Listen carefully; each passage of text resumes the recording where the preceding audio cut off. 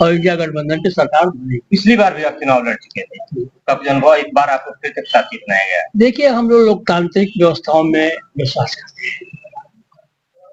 ऐसा नहीं है कि हम अपने हत्या के डर से हम प्रांगण से बाहर आ गए। जो हुआ आपने भी देखा, बलिया के लोगों ने भी देखा, हिंदुस्तान के लोगों ने भी देखा।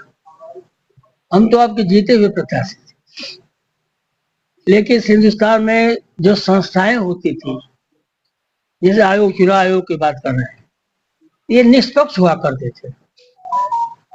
लोगों के, अधिकारियों के मन में जब आचार संहिता लगता था, तो सभी अधिकारी पूरा हिंदुस्तान के डर जाते थे कि अब हमारे ऊपर जो है हुकूमत का डंडा नहीं चलेगा, अब हमारे ऊपर आयोग का डंडा चलेगा।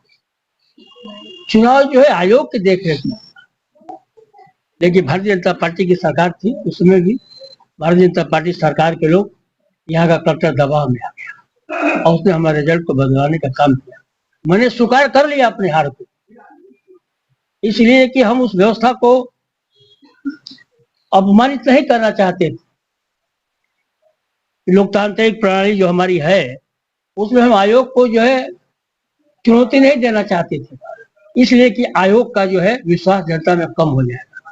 लेकिन उसके बावजूद भी जब हम बाहर आ रहे थे, तो सरकार के पक्ष के लोगों द्वारा मेरे ऊपर लाठी डंडों से वार किया गया, जिसमें मेरे गाड़ी के शीशे फूटे। आप लोगों ने अपने आंख से देखने का काम। अब इस बार कह रहे, उस बार ऐसा हुआ था, इस बार क्या होगा? इस बार हम संकल्प के साथ आए हैं कि अगर जनता द्वारा हम चुनाव हरा दिए गए, तो जनता का अभिवादन करते हुए मैं काउंटिंग अक्सर से बाहर आ जाऊंगा। अगर जनता ने हमको चुनाव जिताया, यहाँ का प्रशासन, चाहे भारतीय जनता पार्टी का जो भी तंत्र होगा, वो मेरे सर्टिफिकेट से मुझे नहीं रोक पाएगा। अगर ऐसा किया तो उसके प्रांगण से बाहर या साधन पांडे की लाश आएगी, या यहाँ के जो है कलेक्टर की जो लाश आएगी, दो में एक ही होगा। इससे मैं शपथ ले चुका हूँ। इस बार पूर्व प्रधानमंत्री चंद्रशेखर के पुत्र नीरज आपके सामने है। पूर्व प्रधानमंत्री चंद्रशेखर जी समाजवादी थे, वो भारतीय जनता पार्टी कभी भी नहीं रहे।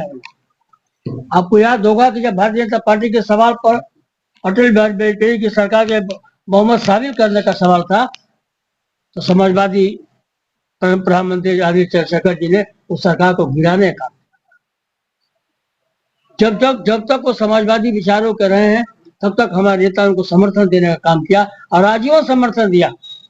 और उनके न रहने पर भी हमारे नेता जो है उनके बेटे को अपना बेटा मान करके दो बार सांसद बनाने का काम किया।